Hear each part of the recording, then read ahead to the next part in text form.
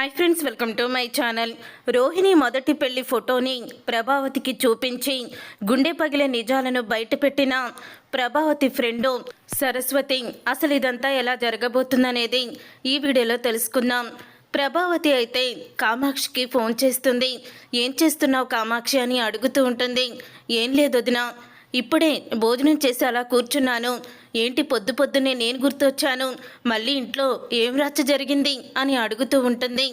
ఏంటి, ఏదైనా ఇంట్లో గొడవ అయితేనే నీకు ఫోన్ చేస్తానా, మామూలుగా ఫోన్ చేశాను చేయకూడదా అని అడుగుతూ ఉంటుంది ప్రభావతి.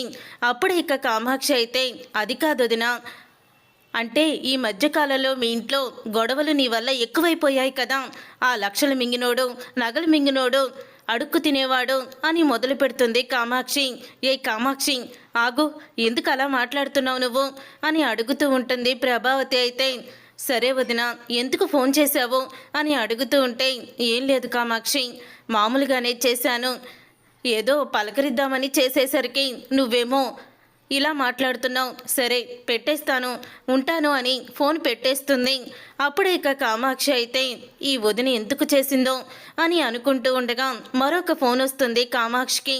అప్పుడే ఇక కామాక్షి అయితే అవునా, సరే అయితే రమ్మంటాను, తప్పకుండా రమ్మంటాను, నీ దగ్గర నాకెందుకు, నేను ఫోన్ చేస్తానుగా, ప్రభావతి తప్పకుండా వస్తుంది అని కామాక్షి అయితే ఫోన్ పెట్టేస్తుంది. తర్వాత కామాక్షియే ప్రభావతికి ఫోన్ చేస్తుంది. కామాక్షి ప్రభావతికి ఫోన్ చేసి ఏంటి మళ్ళీ ఎందుకు ఫోన్ చేశావని ప్రభావతి అడగడంతో నేను కూడా నీతో పనుండే ఫోన్ చేశానులే అని కామాక్షి అంటూ ఉంటుంది.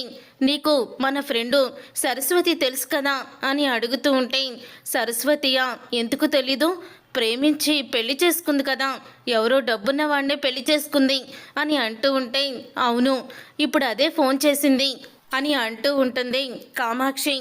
ఇప్పుడెందుకు ఫోన్ చేసింది అని అడుగుతూ ఉంటే ఏం లేదో, వాళ్ళ ఇంటి గృహప్రవేశమట, అందుకనే ఫోన్ చేసింది అని అంటూ ఉంటే అవునా, ఎప్పుడు, అయితే నిన్ను ఒక్కదాన్నే రమ్మందా, దాని గురించి గొప్పగా చెప్పడానికి నాకు ఫోన్ చేశావా, అయినా నన్నెందుకు పిలుస్తుందిలే, నేనేమన్నా కోటీశ్వరాలనా ఏంటి అని ప్రభావతి అంటూ ఉంటే నేను పూర్తిగా చెప్పనివ్వకుండా నువ్వే మాట్లాడేస్తావేంటి అని అడుగుతూ ఉంటుంది కామాక్షి.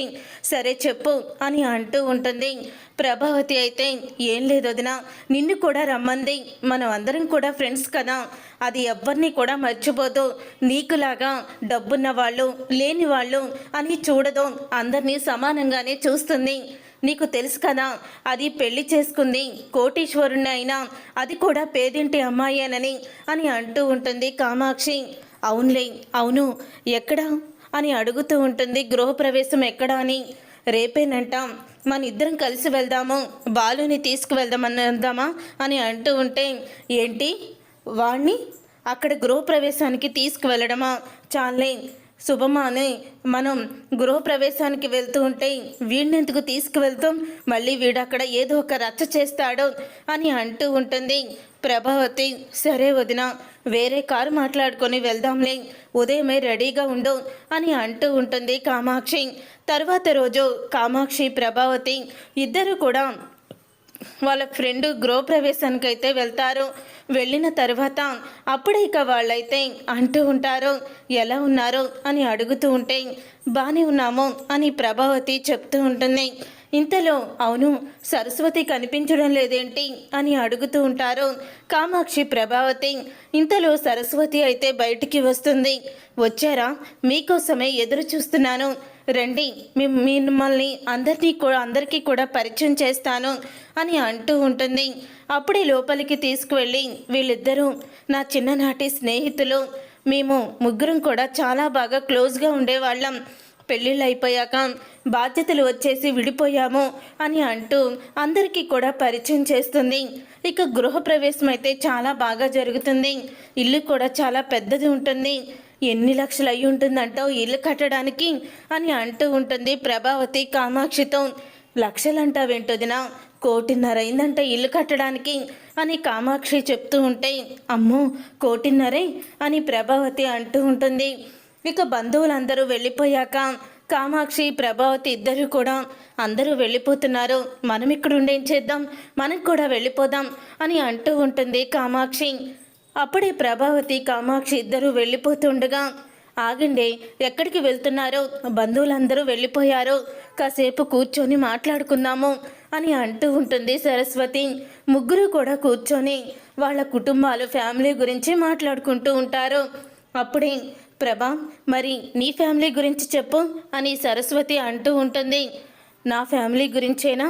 నా పెద్ద కొడుకు మనోజ్ 3 డిగ్రీలు చేశాడు అని అంటూ ఉంటుంది ప్రభావతి. 3 డిగ్రీలు చేసి లక్షలు మింగి అని కామాక్షి చెప్పబోతూ ఉంటుంది.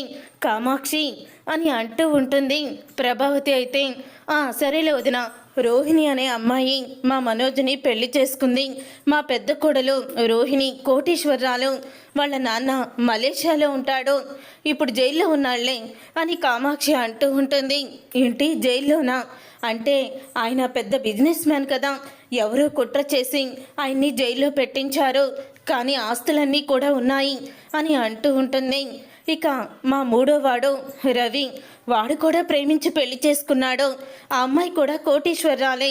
ఇక మా కూతురు మౌనిక, తనని కూడా ఒక కోటీశ్వరుడు పెళ్లి చేసుకున్నాడు అని అంటూ ఉంటే, అవును, మధ్యలో ఇంకొకడున్నాడు, ఉండాలి కదా, బాలు, మరి వాడి గురించి చెప్పలేదే అని అంటూ ఉంటే, అప్పుడే ఇక కామాక్షి అయితే అసలు వాడు కొడుకన్న విషయాన్ని ప్రభావతి వదిన మర్చిపోయింది అని అంటూ ఉంటుంది కామాక్షి. అదేంటొదిన, ఎప్పుడో ఏదో జరిగింది కదా అని ఇప్పటికీ కూడా నువ్వు బాలుని క్షమించలేదా అని అడుగుతూ ఉంటుంది సరస్వతి. లేదు, జీవితంలో నేనది మర్చిపోలేను అని అంటూ ఉంటుంది ప్రభావతి.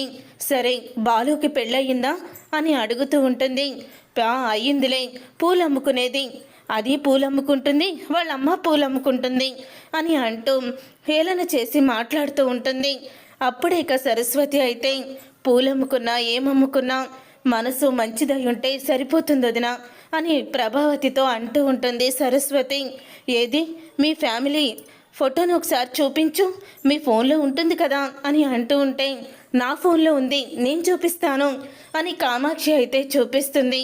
అప్పుడే ఇక ఇదిగో మనోజు, వాడి భార్య రోహిణి అని రోహిణి ఫోటోని చూసి ఒక్కసారే సరస్వతి షాక్ అయిపోతూ ఉంటుంది.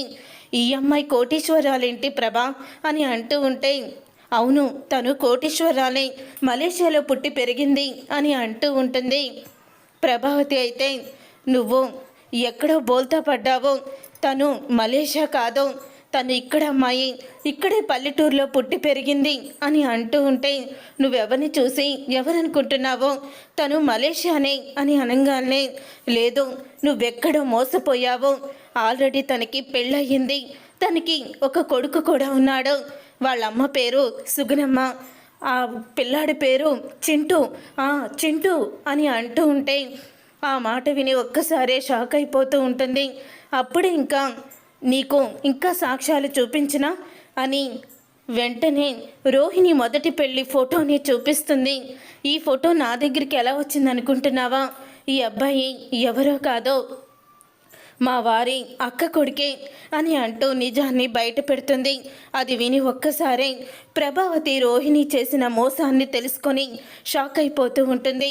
చూసారుగా ఫ్రెండ్స్, రాబోయే కథలో ఖచ్చితంగా ఇలాగే జరగబోతుంది. మరి ఇలాగే జరగాలని మీరైతే కోరుకుంటున్నారా? అయితే వీడియోని తప్పకుండా లైక్ చేసి ఛానల్ని సబ్స్క్రైబ్ చేసుకొని పక్కనే ఉన్న గంట సింబలపై ఆల్ అని క్లిక్ చేయండి. అప్పుడే మేము పెట్టే ప్రతి వీడియో మీరు మిస్ కాకుండా చూసేయవచ్చు.